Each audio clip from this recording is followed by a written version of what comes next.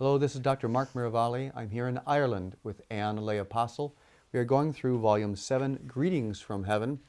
I would like to read this July 2004 message from St Philomena, followed by Anne's commentary. And these are her words. I quote, "Souls must understand that heaven and earth are joined. There is no separation except in the ability of earthly souls to experience heaven. Brothers and sisters, fellow soldiers for Christ, we are with you. Jesus is with you. There are countless angels with you. Truly, heaven is with you. Ask for more faith, and more faith shall be yours. In order to have confidence, and you need confidence, you must understand what we are saying to you. View every day, every event, and every experience as something that you are seeing side by side with us. We are by your side in everything. Why is this so important? We want your view to be similar to our view. Souls discard holiness often because they think they will have to give up too much to be great saints. Do not try to be a great saint. Try to be a little saint, because then you will be great like Therese. Simply rise in the morning and do your duty, keeping Jesus as your goal. If you try to serve quietly in everything, you will become a saint in spite of yourself.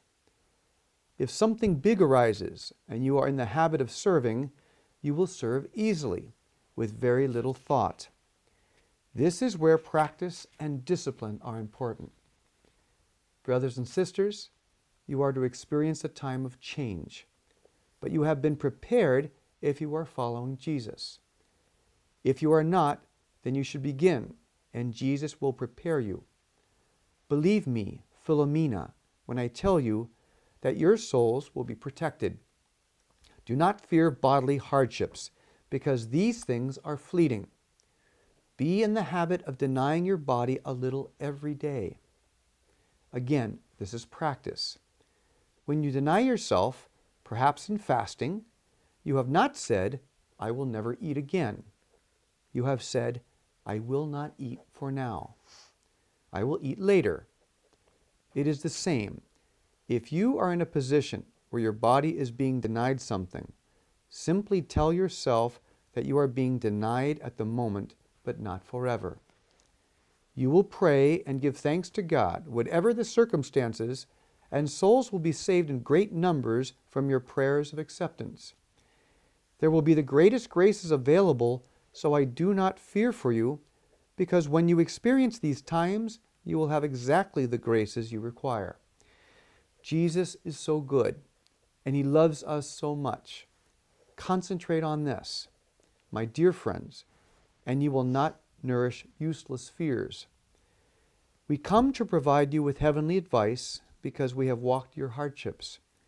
If you walk with Jesus Christ, you have all the power you need, believe me. He will protect you, and we, His saints, have the greatest sympathy and love for you. We are truly a family working together. We are working together to rescue souls from the darkness so that they will spend eternity praising our sweet Jesus." And your words on this message of St. Philomena. Well, she begins with a seriously important concept, and that is that there is no separation between heaven and earth. And it is this that I have learned most profoundly through my experiences in this mission. And when we spend time with the truth that heaven isn't separated from us, it's just our perception that limits us, then we have great confidence and joy, because we know that they're with us. We feel that they're working together. We know what kind of a team we are part of. She says, you're going to need confidence. Now, confidence is something that builds, as you practice trust and things like that. She's encouraging us to view everything the way heaven views it. Now, look at this, the way your view would shift. What does heaven want? Heaven wants souls to convert to Christ and have peace. And so if we look on every moment of every day with that as our goal, we will live differently. She says bodily hardships are so fleeting. Now, there's a call to fasting in this that cannot be denied. She says, deny your body a little bit every day. So in other words, get used to saying no to your body. And if you start, you can start small with giving up this, something you enjoy drinking, and then you can build up to actually a full fast. But there's a call to fasting here that we cannot deny. That everyone needs to start now by saying no to them. Then, and she says it so sweetly, so gently. She says, don't say, I will never eat again. She says, say, I'll eat later. Right. It's really a living in the present, Yes. and really an acceptance. And, even with the life of St Philomena, who tradition says, was a young early church martyr with incredible sufferings, she's one well prepared to instruct us on how to deny the body. This is not something abstract for her. No. Now, I'm going to be the advocate of the other side for a moment. Now, we talk about heaven and earth not being separated. Someone will say, well, of course we're separated. I mean, they're up there and we're down here. Here, What does that mean more? Kingdom of God is within. Right. It's in here in our soul. There's like picture your soul as a little porthole that opens out into eternity. So the more time we spend in here in our soul, the more we will understand that we are not separated. We are connected. I see it as when we die, we don't go out to heaven, and we go interior. And heaven, that this porthole opens up and draws us permanently in. But this is available to us while we are on earth. The time we spend in silence and in prayer is the time when the porthole is open so that we can rest in eternity and draw that strength. Right. There are no separations. She says, accept hardships. She says, the graces will be available in the moment. Many people have a fear of death, a real terror of the idea of dying.